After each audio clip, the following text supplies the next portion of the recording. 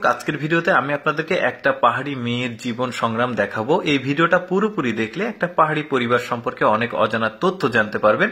শুরুতেই দেখতে পাচ্ছেন এই মেয়েটার একটা হাঁস মুরগির খামার আছে, আর সেই খামারে প্রচুর পরিমাণে সে ডিম পায়, আর এই ডিমগুলো নিয়ে গিয়ে বাজারে বিক্রি করে এবং তার সংসার পরিচালনা করে, পাশাপাশি তার বাচ্চাদের জন্য অনেক কেনাকাটা করে। তো আজকের ভিডিওতে সে ডিম বাজারে নিয়ে গিয়ে বিক্রি করবে, পাশাপাশি তার বাচ্চাদের জন্য, তার নিজের পরিবারের জন্য অনেক কেনাকাটা করবে।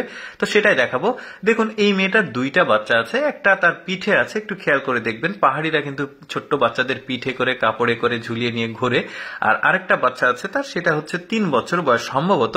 তো তার 3 বছরের ওই মেয়ে বাচ্চাটি তার মায়ের কাজে কিন্তু সবসময় হেল্প করে, ডিম সংগ্রহের কাজে, খামার পরিচালনার কাজে। আর ছোট্ট বাচ্চা তো একদম গেদা বাচ্চা, ওইটা সবসময় পিঠেই থাকে। তো দেখতে পাচ্ছেন এই যে ডিমগুলো সে সংগ্রহ করছে। ডিমের উপর নিচে ঝুড়িতে কিন্তু প্রথমে ধানের যে চিটা সেটা রেখেছে, তার উপরে আবার ডিম দিল, তার উপরে আবার ধানের চিটা, যেটা মানে ধান বের করে যে চিটাটা থাকে সেটা। ওরা আবার ঢেকি আছে, ঢেকিতে ধান বানায়, যে কারণে চিটা পাই, ধানের চিটা হয়।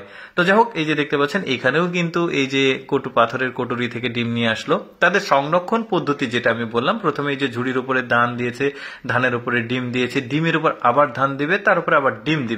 এটার কারণ হচ্ছে যখন সে পিঠে করে এই ঝুড়িটা বাজারে নিয়ে যাবে, ঝাঁকানি লেগে যেন ডিম ভেঙে না যায়, এই বিশেষ পদ্ধতি কিন্তু তারা এভাবে ব্যবহার করে। তো যাই হোক, তাদের ডিম সংগ্রহ শেষ। এখন যেটা করবে, এখন ওরা সবকিছু প্রস্তুতি নিয়ে এখন বাজারে যাবে। মোড়া নিল, তারপরে যেটা যেটা প্রয়োজন ডিম বিক্রি করার জন্য সেটা নিয়েছে। এখন তারা এই ছোট্ট দুইটা বাচ্চাকে নিয়ে এই মেয়েটা বাজারে যাবে। এই যে দেখতে পাচ্ছেন পাহাড়ি যে চমৎকার প্রাকৃতিক পরিবেশ, সেটাও লক্ষ্য করলেন।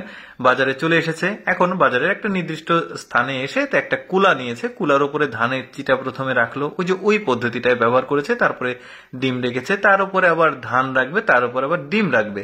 ওই যে বললাম যে ডিম ঝাঁকানি লেগে যেতে ভেঙে না যায়, কাস্টমাররা দেখার সময় যাতে ভেঙে না যায়, ওই জন্য আসলে এই ধানের চিটা ওরা ব্যবহার করে।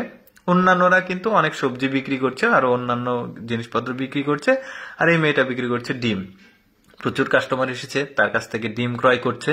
এখন আজকে সে কিন্তু সব ডিমগুলো বাজারে বিক্রি করবে, বিক্রি করে তার বাচ্চার জন্য কয়েকটা কেনাকাটা করবে, তার নিজের জন্য অলরেডি তার সবকিছু বিক্রি হয়ে গেছে। সে কিন্তু মহা খুশি, অল্প সময়ের মধ্যে আজকে তার ডিম বিক্রি হয়ে গেছে। তখন বাচ্চার জন্য প্রথমে সে একটা খাবার নিল, তারপরে এখান থেকে চলে যাবে। এখান থেকে গিয়ে সরাসরি আরেকটা খেলনার দোকানে এসেছে।